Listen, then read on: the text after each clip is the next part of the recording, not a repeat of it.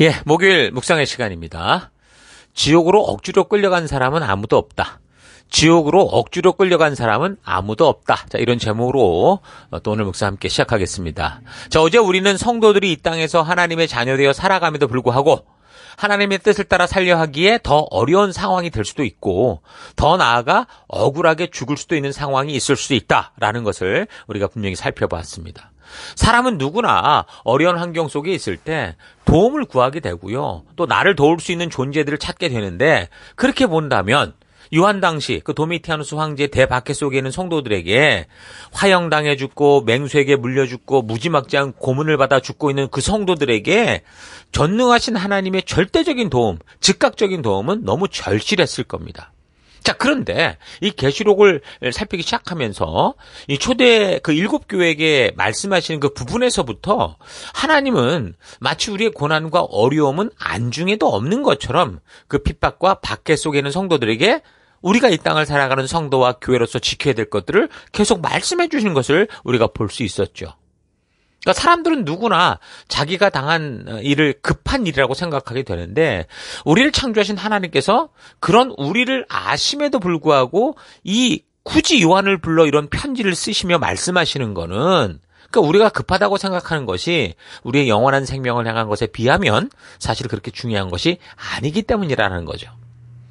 우리가 생각을 조금 달리 해서 하나님께서 우리에게 약속하시는 영원한 생명의 천국에 날아가는 길을 이래라는 걸 묵상해 보면 사실 이 땅에서 당하는 황당함과 박해로 인한 두려움과 더 나아가 생명이 죽는 일이라고 하더라도 이제 그 이후 진짜 참된 쉼과 안식, 영원한 생명이 시작되는 것이기 때문에 요즘 계속 말하듯이 말씀을 통해 우리가 이 인생 스토리를 다 알고 본 방송을 봤다면 그러니까 말씀 묵상은 우리가 다른 게 아니에요. 하나님이 말씀하신 이 세상에서 벌어질 진짜 이야기, 본 방송을 보는 거거든요. 그걸 제대로 봤다면 우리의 삶의 현장은 어떤 거예요? 재방송과 같은 거예요.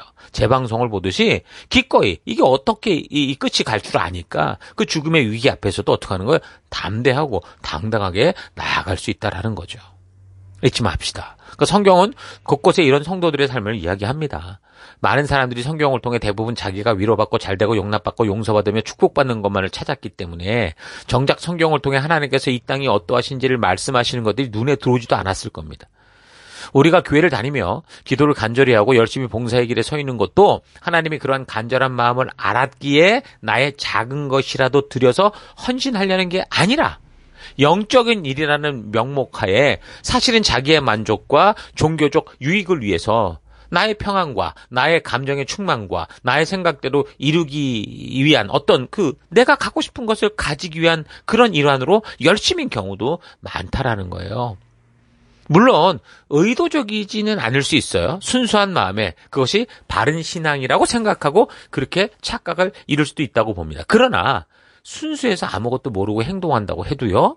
마치 아이가 집안이 춥고 식구들이 춥다고 생각을 해서 집안 가구들을 모아서 안방에서 불을 키우는 결과와 똑같이 된다라는 거예요. 그래서 하나님은 우리에게 여호와를 알라, 힘써 여호와를 알라라고 간절히 말씀하시고 그러기에 모든 교회는 예배 속에 항상 그런 하나님의 말씀을 전하는 시간을 가장 소중히 여기고 있는 거죠. 하나님의 진실한 뜻이 무엇인지 알아야 되니까요.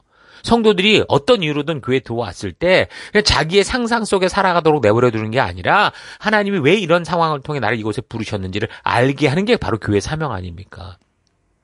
그러니까 도미티아누스의 그 황제 그 박해 중에도 그 위기를 그래서 피하는 그런 길을 제시하는 게 아니라 오히려 우리가 들을 때는 그렇게 박해 속에 죽는 게 더 낫다고 말하는 것과 같이 말씀을 해야 되는 사실 이 세상은 왜 이런지 이런 거야 라고 말해주는 그 하나님의 뜻이 무엇인지 우리 바르게 알아야 됩니다. 하나님께서는 성도들이 당하고 있는 지금의 절박한 위기의 순간에도 그 위기의 길을 피하는 게 그런 어떤 지름길을 주는 게 아니고요. 그 위기 속에 그 어둠 속에 당당히 나아가서 빛이 되고 소금된 삶을 살아감으로 말미암아 그들이 알지 못하는 영생의 길, 영원한 길이 있다라는 걸 알게 하는 그런 삶, 증인된 삶을 원하시는 거예요. 그래서 우리를 증인으로 부르셨고 증인으로 보내신 거죠. 이 길이 아니면 다른 길, 지옥에서 당할 고통과 괴로움이 너무도 큰 것을 아시기 때문에 하나님은 이 생명의 길로 사람들을 인도하시기 위해서 결국 자신이 직접 죽으셔서라도 그 죽음의 길을 가고 있는 이들에게 나아갈 수 있는 영생의 길을 만드신 거죠. 그래서 우리가 짧은 생애를 사는 동안 이 세상을 살아갈 때 이 하나님 만드신 길, 영생의 길, 예수로 말미암는 길이 분명하게 있다라는 것을 내 생애 동안 온 세상에 알리고 그리고 이제 천국을 향해 가는 거. 그게 바로 성도의 사명인 겁니다. 그 백성들을 사랑하여 그 이 죽음의 길로 그냥 이들을 죽음의 길로 그냥 가는 거 방치할 수 없기에 당신의 아들까지 보내서 외치고 십자가 죽음을 통해서라도 부르시고자 했던 그 하나님의 찢어지는 그 안타까운 그 마음을, 그 가슴을 만나야 돼요.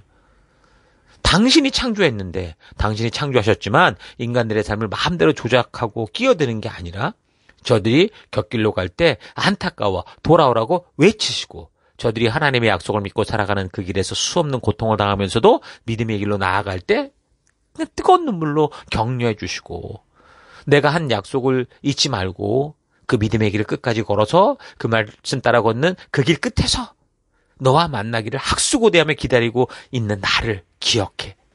그렇게 외치시는 이 하나님의 진심을 우리가 만나야 되는 겁니다. 나를 구원하시고 나를 인도하시고 나를 기다리시는 그 하나님의 뜨거운 마음을 만나야 그래야 성도가 이 유혹과 미혹과 핍박과 박해가 있는 땅에서 이런 당하는 그 이 억울한 일들을 어떻게 비로소 능히 이길 수 있게 되는 겁니다. 요한 사도 당시 로마의 그 가혹한 핍박을 받으면서도 믿음을 버리지 않는 믿음의 선배들이 성경에 나오는 우리 믿음의 선배들이 다 그렇게 살았다고 성경이 우리에게 분명하게 말해줍니다. 히브리서 11장 24절에서 31절까지 봉독해 드리겠습니다. 믿음으로 모세는 장성하여 바로의 공주의 아들이라 칭함받기를 거절하고 도리어 하나님의 백성과 함께 고난받기를 잠시 죄악의 낙을 누리는 것보다 더 좋아하고 그리스도를 위하여 받는 수모를 애굽의 모든 보화보다 더 큰 재물로 여겼으니 이는 상 주심을 바라봄이라. 믿음으로 애굽을 떠나 왕의 노함을 무서워하지 아니하고 곧 보이지 아니하는 자를 보는 것 같이 하여 참았으며 믿음으로 유월절과 피 뿌리는 예식을 정하였으니 이는 장자를 멸하는 자로 그들을 건드리지 않게 하려 하는 것이며 믿음으로 그들은 홍해를 육지같이 건넜으나 애굽 사람들은 이것을 시험하다가 빠져 죽었으며 믿음으로 7일 동안 여리고를 도니 성이 무너졌으며 믿음으로 기생 라합은 정탐꾼을 평안히 영접하였으므로 순종하지 아니한 자와 함께 멸망하지 아니하였도다. 아멘. 자, 히브리서 11장은 정말 우리에게 믿음의 삶이 무엇인지를 확실하고 정확하게 보여주고 있습니다. 여러분, 성경에 나오는 믿음의 선배들이 보여주듯이 우리는 보이지 않지만 살아있는 하나님의 약속을 믿음으로 살아가는 그런 존재들, 믿음으로 살아가는 성도들이다라는 거 잊지 마십시오. 성도란 하나님의 살아계심을 믿고 그래서 그의 약속을 믿기에 그 말씀 따라 이 세상을 살아내서 하나님의 나라를 이루어가는 천국 백성들인 거예요. 그래서 우리는 이 세상 문화가 주는 그런 일에 취해서 유행 따라 살아서는 안 되는 거고 그 문화를 흉내내고 기웃거리며 세상에 많은 사람들이 가는 그 큰 길을 따라가서는 절대 안 된다라는 거죠. 늘 강조하지만 지옥으로 가는 사람들은요. 사탄에게 억지로 끌려가는 사람이 없습니다. 속아서 가는 것도 아니에요. 과연 정말 그렇다니까요. 지옥으로 억지로 끌려가는 사람도 하나도 없습니다. 억지로 끌려가는 게 아니고요. 자기의 본능과 욕심이 원하는 대로 스스로 쾌락을 즐기며 육신의 정욕, 안목의 정욕, 이생의 자랑을 기꺼이 즐기며 살아갔기에 그 길의 끝이 어디에? 지옥이었다라는 거죠. 자기가 선택한 그 길의 끝이라는 거예요. 여러분 억울하게 감옥은 갈 수 있지 몰라도요.